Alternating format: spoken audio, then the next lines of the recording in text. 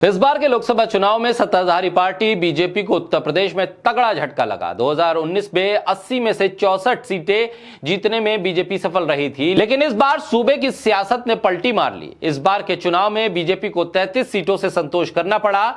चुनाव से पहले बीजेपी ने विपक्ष के कई नेताओं को तोड़ने में सफलता हासिल की थी, लेकिन चुनाव में उसका कितना असर हुआ, यह सबसे बड़ा सवाल है।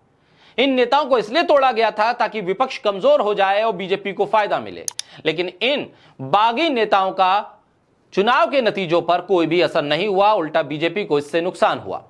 बीजेपी ने यूपी में 2014 और 2019 जैसे नतीजे 2024 में दोहराने के लिए लोकसभा चुनाव से ठीक पहले दूसरे दल के तमाम नेताओं को अपने साथ मिलाया था।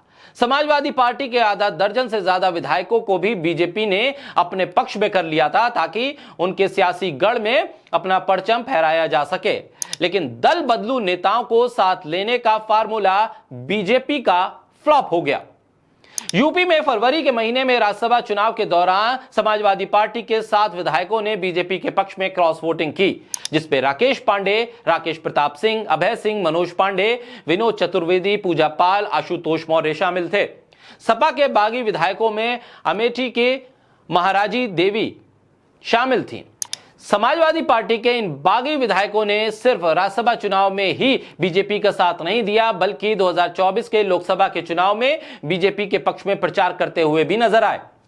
कांग्रेस से आए आरपीएन सिंह को बीजेपी ने राज्यसभा भेजा, जबकि जितिन प्रसाद को लोकसभा का चुनाव लड़वाया। इसके अलावा पूर्व एमएलसी यशवंत की बीजेपी ने घर वापसी करवाई तो बाहुबली धनंजय सिंह का समर्थन लेना सफल नहीं हो पाया। समाजवादी पार्टी के बागी विधायक मनोज पांडे रायबरेली के ऊंचा हार से हैं। ऐसे में बीजेपी ने रायबरेली और अमेठी सीट पर ब्राह्मण मतदाताओं को साधने के लिए मनोज पांडे को अपने साथ मिलाया। मनोज पांडे बीजेपी के लिए ना ही रायबरेली में काम आ सके और ना ही अमेठी में कोई असर दिखा। बीजेपी अमेठी और रायबरेली दोनों सीटें बुरी तरह से हार गई। अमेठी में बीजेपी की स्मृति ईरानी करीब 1,60,000 वोटों से कांग्रेस के उम्मीदवार किशोरी लाल शर्मा से हार गई, तो रायबरेली में बीजेपी के दिनेश प्रताप सिंह को राहुल गांधी ने 4 लाख वोटों से हरा दिया। मनोज पांडे को साथ लेना बीजेपी को कोई फायदा देता हुआ नहीं दिखा। अमेठी की गौरीगंज सीट से समाजवादी पार्टी के विधायक राकेश प्रताप सिंह को बीजेपी ने अपने साथ मिलाया, लेकिन अमेठी सीट पर स्मृति ईरानी के लिए कोई काम नहीं बन पाया। इस तरह अमेठी की समाजवादी पार्टी विधायक महाराजी देवी ने भी बीजेपी प्रत्याशी स्मृति ईरानी के लिए काफी मशक्कत की, लेकिन कोई काम नहीं आया।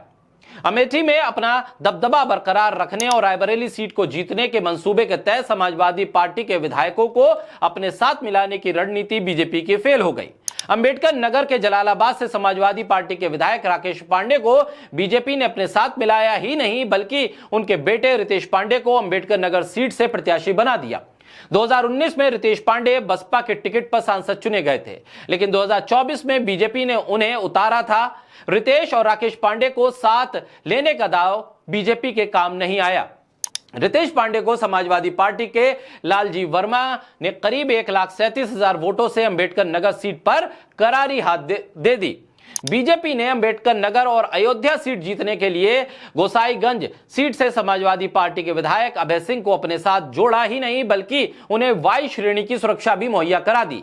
राकेश पांडे की ब्राह्मण समुदाय में तो अभय सिंह की ठाकुरों में पकड़ मानी जाती है। समाजवादी पार्टी के इन दोनों ही बागी विधायक अंबेडकर नगर लोकसभा क्षेत्र के तहत आते हैं। जातीय समीकरण के तहत यह सीट बीजेपी के लिए मुफीद नहीं मानी जाती है, जिसके चलते पार्टी ने समाजवादी पार्टी के दोनों बागी विधायकों को अपने साथ मिलाया, लेकिन ना ही अंबेडकर नगर सीट में काम आ सकी ये जोड़ी और ना ही अयोध्या पर इसका कोई असर हुआ। बीजेपी दोनों ही सीट करारी तरीके से हार गई। समाजवादी पार्टी के विधायक विनोद चतुर्वेदी कालपी विधानसभा सीट पर प्रतिनिधित्व करते हैं, जो जालौन लोकसभा सीट के तहत आती है।